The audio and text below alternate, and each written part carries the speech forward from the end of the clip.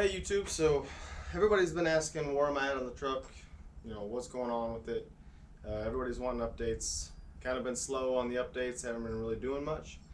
So I figured I'd give you all a little video kind of going over what I got going on, what I'm planning on doing, what I'm in the progress of doing right now, and what can you expect for, I guess, the rest of this build. Guess we'll start with the radiator. So the radiator right now is almost complete. I needed a few more like mounts and flanges and stuff for the condenser and everything so it'll mount up just right. I also need a spacer, which I need a 3D print. I haven't built. My 3D printer is in the process of coming back online, so you guys are going to see a lot more 3D printed parts from me.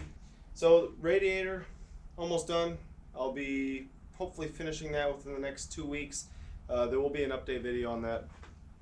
So next up on the list would be the turbo. Turbos at Hybrid Turbos in the UK right now. They are boring it out for me and balancing it and just doing some other stuff. So I'm going to do a little video, quick update video on that. I am not going with the 2250 or 2260. I'm actually doing something different now, so you guys will probably I'm pretty excited about it, but it's going to be a cool little upgrade that hasn't been done before on the Ecodiesel, at least with the factory frame turbo, the GT style, and it'll be VGT, so that's going to be a huge plus. I have my CP3 in. This is an LBZ Duramax CP3. I have a sponsor. I'm not going to name the sponsor yet, but unfortunately their time frame for developing a CP3 swap kit for the Ecodiesel is not going to fit my time frame, so that's going to have to wait. I'm going to have to develop my own for now.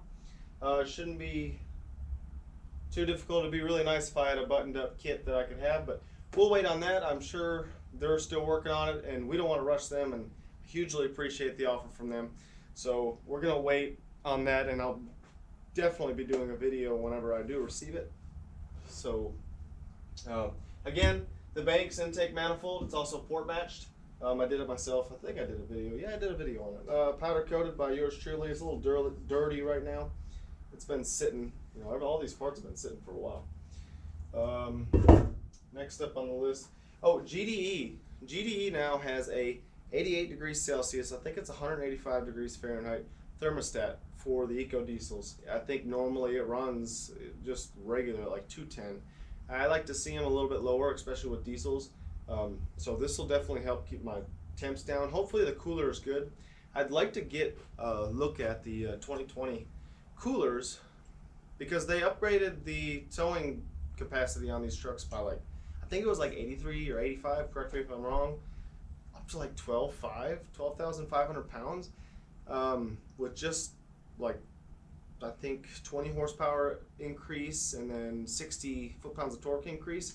So there's a lot of trick cooling stuff going on underneath there, and I'm hoping that the cooler is interchangeable on these trucks, because then pretty much that's all I have to change. That's all that's left. So I can have a factory unit along with my radiator upgrade and my intercooler upgrade, and that'll be good. Intercooler upgrade made a huge difference, by the way. So I was showing about 21 to 22 PSI max on the 60 horsepower PPEI tune. I was talking to guys on the forums and on Facebook. There's a lot of guys that watch these videos that are on the Ecodiesel performance page, Ecodiesel general discussion, and Ecodiesel racing pages. They were seeing 28, 29 PSI, map pressure, and blowing a lot of black smoke. With this intercooler upgrade, I was only seeing 22, 21. At first I thought it was something wrong, maybe they gave me the wrong tune. This was after I did the intercooler swap. But after getting 2 reflashes done by PPEI and then no results, the results didn't change. There's none of the pressures changed. There was a light haze at full throttle. Well, it turns out the air density actually increased on the charge from the turbo. So I think that turbo that I have on there now is going to work well for what I'm doing. I have also talked to Total Seal. They make piston rings, stuff like that, and I have sourced a set of new piston rings for the 3.0 Ecodiesel These are available for purchase. I think you can get a hold of Total Seal. I cannot remember what I paid, somewhere in the $300 range. You cannot get these from Mopar, from factory. They come as a piston pack. So like this, then you get all your rings and you get your wrist pin. This by itself costs what all these costs. This is a huge step forward for the Ecodiesel performance world. We need to get the aftermarket going for this truck. We need engine bearings. If anybody out there is listening, we need performance engine bearings, or even replacement engine bearings that are oversized, undersized. We need them. We can't get our hands on any of them. Nobody's making them anymore. I think I may have gotten the last few in the country. I've talked to everybody, so help us out there. So to recap, new piston rings, 100 or 88 degrees Celsius thermostat, CP3 swap, Banks ported intake manifold. I also have a block off kit from the company No Eco. I would like to do a review on that. I have a stock manifold. This is a very high quality product. I've had two different types of block off kits on my truck, and this by far is the highest quality. I mean, just looking at it, he put some effort into actually making it look nice. Stainless